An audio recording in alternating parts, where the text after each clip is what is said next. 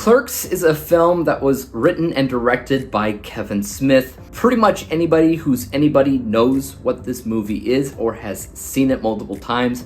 I, however, have not. I'm the weird guy that didn't watch any of the Clerks movies because they didn't interest me, but I actually really enjoyed watching the Jay and Silent Bob movies. But you do kind of have to respect the fact that Clerks is one of the most commercially successful, independent, low-budget films ever made. And there is a reason for that. When I was watching this film, I was actually surprised, not that it was black and white, but how much focus on the dialogue there was. I tell you what the film is about, but it's not really about anything other than a day in the life of some clerks at a store. That's basically it.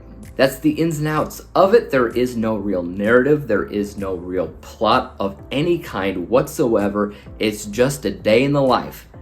That's it. But then again, if it really was only a movie about the day in the life of some random people, it wouldn't interest people to watch it, nor to return to it as a cult classic year after year after year. Why do they do that? It's because of Kevin Smith's ability to write witty, clever dialogue. And dialogue that never seems to pause. From beginning to end, everybody's talking. I mean, people are constantly talking back and forth, back and forth, back and forth.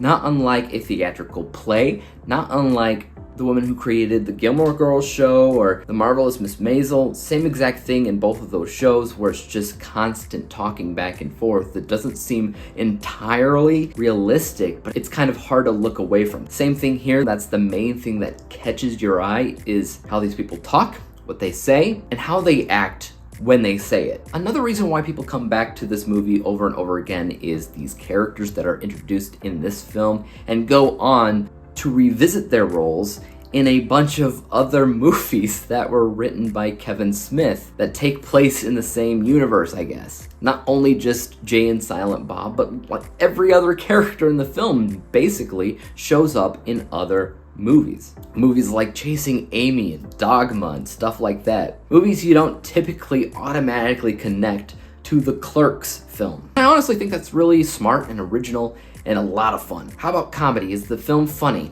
I'll be honest and say I didn't laugh at every single joke in this film. Comedy has always been one of the most objective genres out there. Yes, I laughed at some of the jokes, but there's a lot that I didn't, and that's okay because I sense how unique the film is anyway. And I understand now why people come back to it time and time again. Because funny or not, it really is hard to look away from, and extremely hard not to get invested into these people's lives, even though there really is no narrative that drives the story forward. This is a type of movie that could go on forever, indefinitely, yet there are still audience members that would happily watch that. Because it's the people, it's the performances, it's the awkwardness, it's the hilarity, it's certain elements of social commentary on society.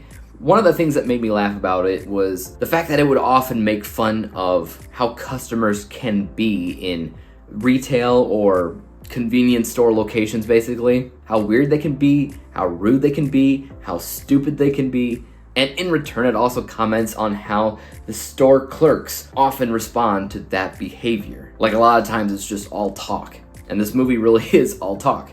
Previously, I had not known that this film location, this store, was actually where Kevin Smith worked while he wrote and attempted to finance the screenplay for this movie. He worked there for real, which makes me interested to see the sequels, Clerks 2, Clerks 3, because I think it's the same location. I could be wrong. But after the commercial success of the first, obviously he didn't work there anymore. At least I don't think so. Overall, one of the only other negatives that I have about this film that isn't about the plot or the narrative, and this really isn't much of a negative, it's more of a acknowledgement, I guess, but obviously the film is made in black and white. Now, this was due to Kevin Smith's restraints in finances, specifically in lighting and color. Because he worked from like whatever it was until 11 p.m. at this store, he would immediately start filming after he closes and shoot all the way up, I think, 4, 6 in the morning? Whatever it is. So they shot this at night, so there's like an inconsistency with lighting and color from inside these rooms and what's going on outside and how that affects the temperature of the whatever.